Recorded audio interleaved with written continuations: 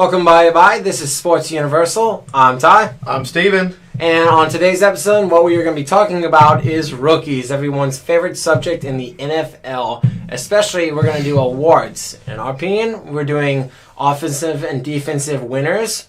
We're doing most impactful. We're doing most underrated. And we're doing most disappointing for both sides of the ball. Sound good to you? I think that sounds good. All right. I'll let you go ahead with your offensive. So, for my offensive rookie of the year, I chose Saquon Barkley. And I do have some stats which are pretty impressive for his rookie campaign. So far through week 14, he has 1,124 yards, which is third for the NFL. He has 9 touchdowns, which is tied for third in the NFL.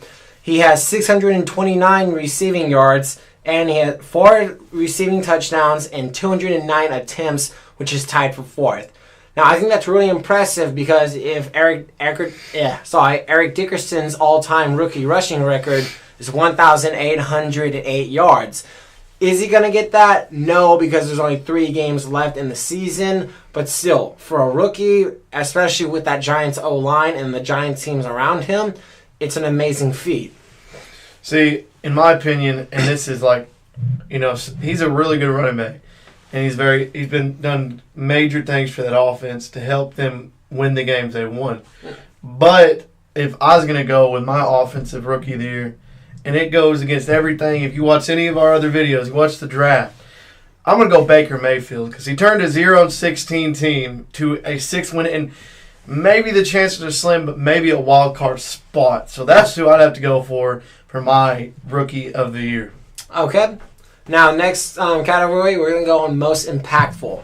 For my personal choice, I chose Quentin Nelson of the Indianapolis Colts, the left guard, if you do not know. The reason I chose him is ever since they got Quentin Nelson, that line has solidified overnight. Andrew Luck is no longer being sacked. That means he's able to pass the ball, they are able to run the ball, and they are able to be an effective offense. No, I completely agree with that. I think Quentin Nelson is beyond, he's the best. One of the best guards, if not the best guard in the league, is a rookie.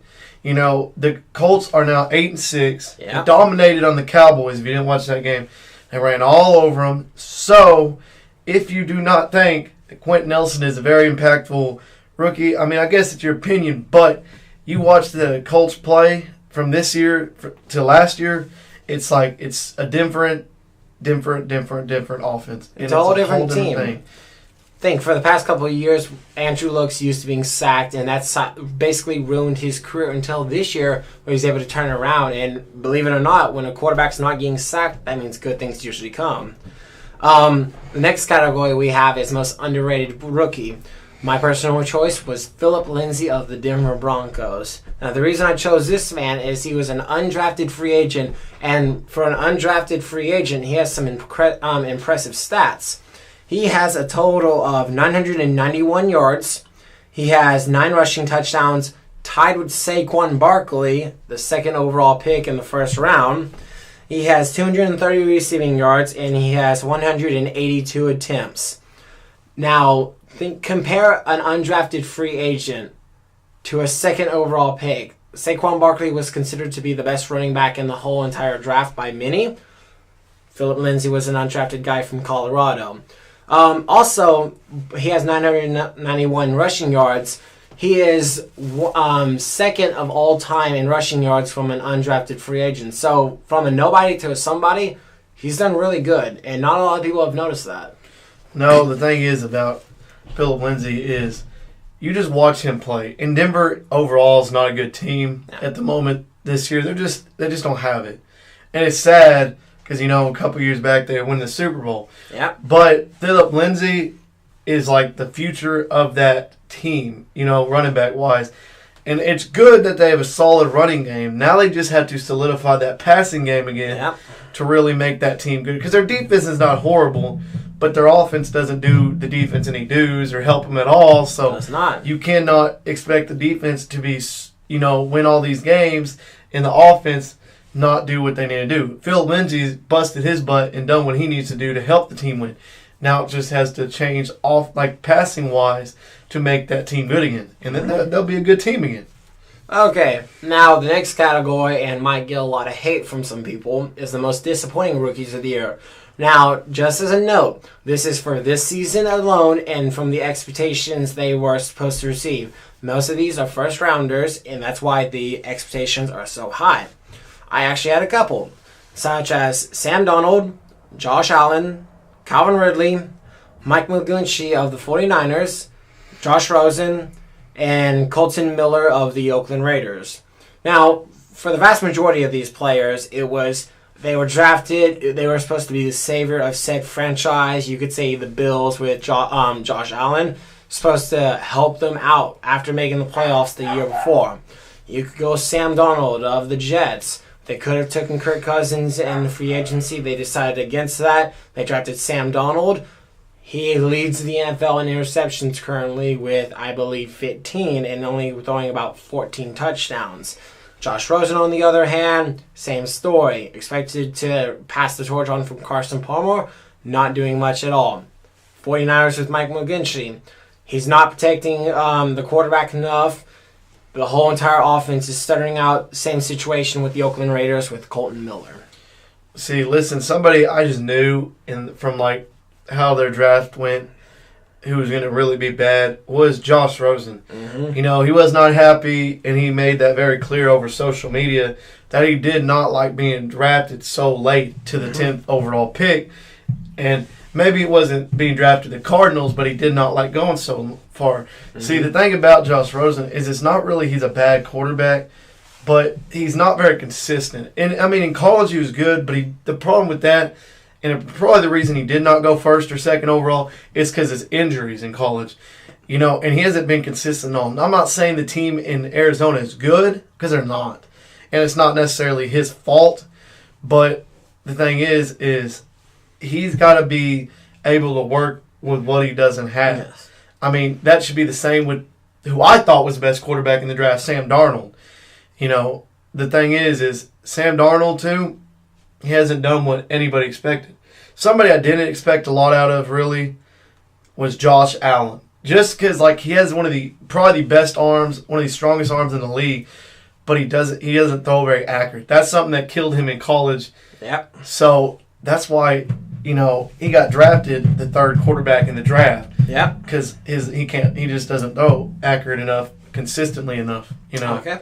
And now we're going to take it over to the defensive side of the ball, and Steven is going to be in charge of that.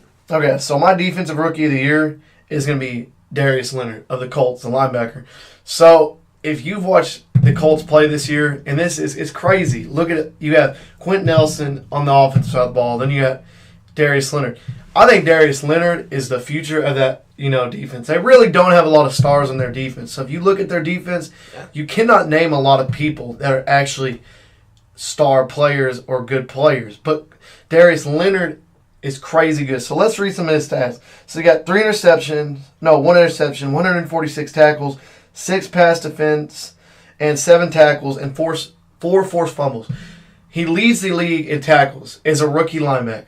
Which is very impressive for a rookie. I mean, so I got to say 100% that is my defensive rookie of the year. Okay. And then you have most impactful. So Lincoln Vander Esch. You know, he kind of softened the blow of when Sean Lee went down. Mm-hmm. He played absolutely phenomenal. He's done everything you have asked him to do. He's done it at a high level, and he's played very well. I mean, it's hard to come in as a rookie, especially after a star player gets injured, and play at a high level. But he's done it. And then one thing I want to comment on, the most impactful for Vander Esch, I see that as a good pick. The reason why is because statistically he hasn't done much on pressuring the quarterback, but for what Dallas does, which is pressure the opposite team with their defensive line, he's really covered the ball well and helped maintain coverage. So that's been impactful for there, and that's why I think that's a solid pick. Well, he's got 2 picks. He got 116 tackles, and he has 7 pass defense. Yeah. So he's really helped whenever, you know, the line's going to go get a good rush. He's helped to be able to cover well. He's broken up a couple passes. He's done a lot, just not even covering the ball. You know, covering. He's done good blitzing and covering. Mainly covering, of course. Making sound tackles and covering, which is allowing the Dallas defensive line to do their job. So I think that's a solid pick for a most impactful player. So you have Darkin Payne, most underrated player. Okay, so he was drafted as he's a defensive tackle. Defensive tackle for the Washington Redskins. Correct. So the thing is everybody thought that, and this is going to be later in the list, but everybody thought that Vita Vea was going to be better than him. So it didn't, and obviously it doesn't work out that way. But with Payne, he's got 47 tackles, 5 sacks, and then 2 pass defense, and 1 forced fumble. So with that, he's a pretty good defensive lineman. He's really good. Yeah. He's good at what he does. And I think especially with if you've been keeping up the highs and lows of the Washington Redskins and what they faced in the past couple of weeks with Alex Smith and Colt McCoy being taken out, their offense has basically crumbled, and therefore their team has basically crumbled away with it. I think that is overshadowing the defense, which in reality, the Washington Redskins do not have the worst defense in the league. No. And I think the horrible offense is just ruining the defense's performance. Exactly. And then the most disappointing rookie of the year, and this is Vita Vea. So the guy had so much potential. I mean, he still has good potential. But in his rookie season, there was so much hype, and he was supposed to be the next Dominic Sue, Aaron Donald, this and that.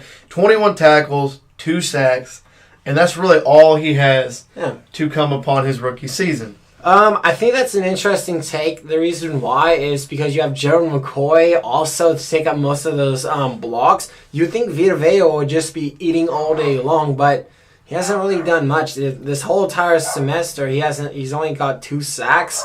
For a top-rated defensive lineman, especially the first defensive tackle taken in the draft, that's actually really disappointing for a first-round pick. Now, he could do better. We don't know. This is just basing it off the first year, like all these other rookies, just the first-year expectations and where they were taken and what we think of that. I mean, I agree. Whenever you have Gerald McCoy, like you said, take up most of the blocks, you have less focused on you more than likely. Yeah. You would think he would be getting more at least more tackles, if not sacks. But I mean, I guess we'll have to see in the next season on these players. So yeah. Well, you guys, thank you. Like, subscribe, comment your opinion on whatever you think of this video. And I hope you guys enjoyed, and you guys have a wonderful afternoon. And as always, I'm Steven. I'm Ty. And you guys have a great day.